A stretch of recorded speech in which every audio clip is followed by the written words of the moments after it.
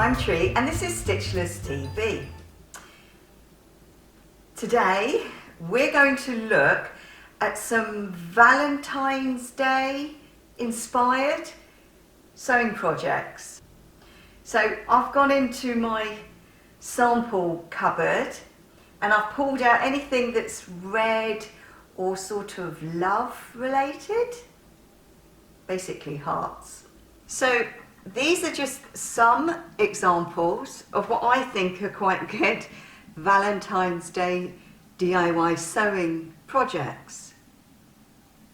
Now this is a recent one, you've seen this, the reversible bucket hat, which I do talk about a lot, but I just think it's so good. We adapted the pattern that was the Christopher Rayburn pattern, but I recommend that you measure your head first, add 2 centimetres to that measurement, and then make sure that the pattern's going to fit the crown, is it the crown? No, around your head basically. But I think that would make a great Valentine's present. Our lips Welt pocket tutorial. I think if you made like a simple bag, any sort of simple square clutch bag or something like that, and then if you took your partner's one of his old ties, not a new one, or just get some red fabric, then you could make one of these lips pockets to go on the front of it. I think that'd be good too. Maybe don't go and attack his suit jacket unless you're a really confident sewer. So that's a tutorial as well. It's either called How to Sew a Lip-Shaped Welt Pocket or How to Sew a Shaped Welt Pocket. But look, they're very good. Can I get my finger in there? Look. And it goes all the way down. It's a proper welt pocket. And then obviously, I have to talk about the Draped Heart sewing tutorial.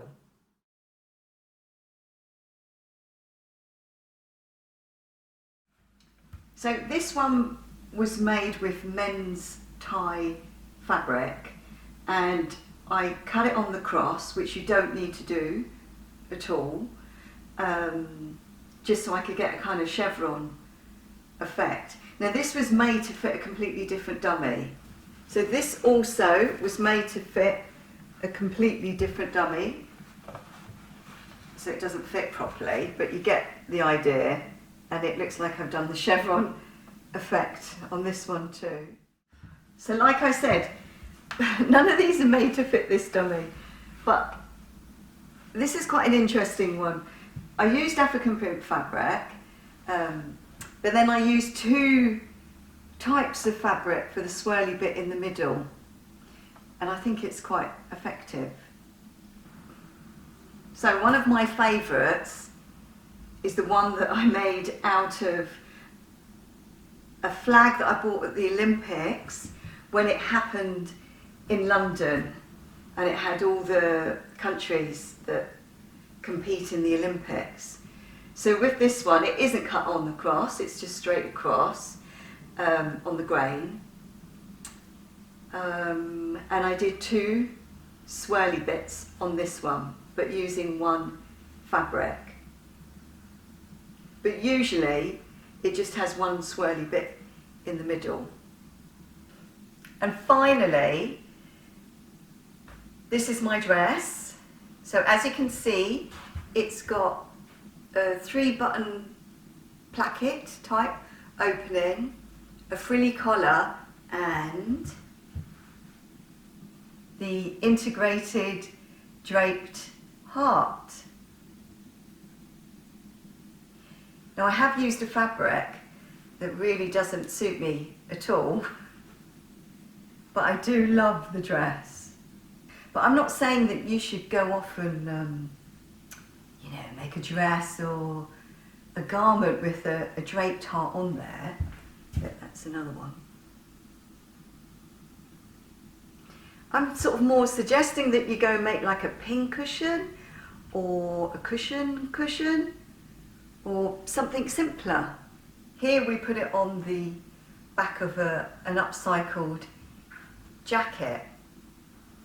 This can be as simple or as complicated as you want it to be. But just watch this bit of footage of how to create the kind of basic part of the draped heart. It's not difficult. Well, I don't think it's difficult. The difficulty is when you've got to integrate it into a shape. But that's not difficult either. But anyway, so watch this. So watch this, and then see what ideas you can come up with for the application of it. One thing I thought would be nice would be if you had a card and you cut out a heart and you put the draped heart behind it, or made a draped heart and put it on the front of the card. It can be as simple as that, but it looks so three-dimensional and powerful when you do it, that I do think it's quite effective.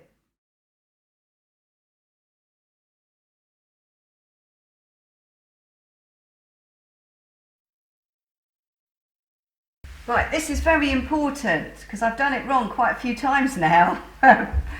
So you've got your heart right sides up, but wrong sides of your heart, so the back of your heart is touching the right side of the fabric. Now I will write that down to make it clearer, okay?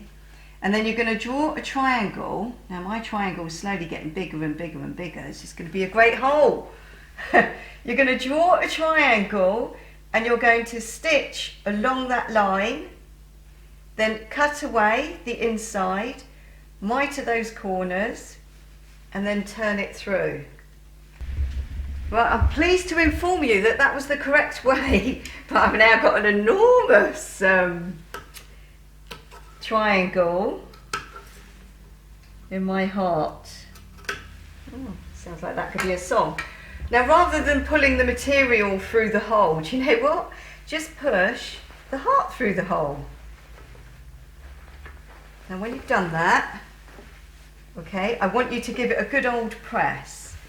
Okay, so I've pressed it. See how nice and clean it is. Now this is actually the back side of our heart, because look, all right, that's the right side.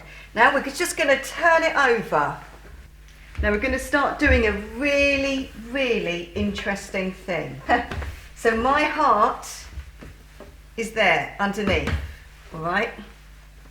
And I don't think that there's any particular rule to this, but if you sort of hold a corner a little bit, and bring a bit round, okay, get maybe another corner and let it overlap that hole a bit, okay. So that's how I sort of see it. I see it as these sort of folds are coming over and hiding that hole, sort of, anyway. So just keep working it, keep bringing your fabric gently across and around that hole. So just keep working it. So sometimes you've got to hold underneath rather than on top. So you want some nice natural flowing fold lines. So I'm just going to keep doing that. And you can watch me if you want, or you can go make a cup of tea until I've got a shape that I think looks good. So holding underneath seems to be a good way to do it, holding the edge of that triangle. Right, I think I'm probably sort of happy with that. Now when you are happy with it, you're going to have to get your pins out.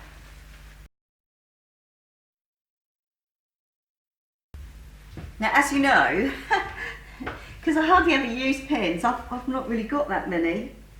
Anyway, so what I'm doing is, I'm having a look to see where my heart template is underneath, and I'm strategically placing the pins to not only hold these shapes, but I'm trying to put them far back enough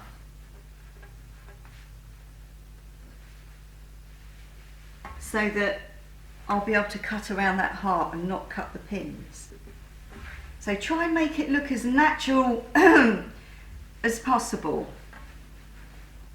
because the fabric will sort of, you know, it will naturally want to go in a certain direction.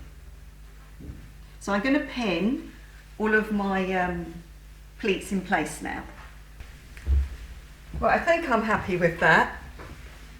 And you can just keep doing this all day. So I'm going to make sure that even where there are no pleats, that I've definitely got it nice and flat underneath. And then when you turn it over, you can see where you're going to have to cut out your heart. So if you're definitely sure, you can cut it out. Now, I have wasted quite a lot of material, I am aware of that, but I didn't want to spend time sort of trying to guess and measure it out. But hopefully you'd be a bit more careful and don't cut into your heart and just go all the way round cutting it out. So you can see why we had to put the transfer the labelled notches onto the back side of our heart, can't you? Because otherwise we wouldn't know where they are. Right, so now what I'm going to do is, let's turn it over. Now that is quite beautiful, isn't it? So now, using a really small, like 1/2 centimetre seam allowance, I want you to stay stitch all around the edge, and then that will be enough to hold those darts in place. Right, now you know a stay stitch is just to hold it in place, don't you? So I don't need to go backwards and forwards or anything, okay? I'm just going to sew, switch on the machine, simply to hold this fabric with its pleats onto the heart fabric, the backing fabric. Right, now you can take all the pins out. Gosh, I really do like the idea of the tank tops. Could be a thing. Thank you so much for watching, and I hope you make some really great Valentine gifts. See you again very soon. Let me know what you would make with the draped hearts or the lips pocket. Bye.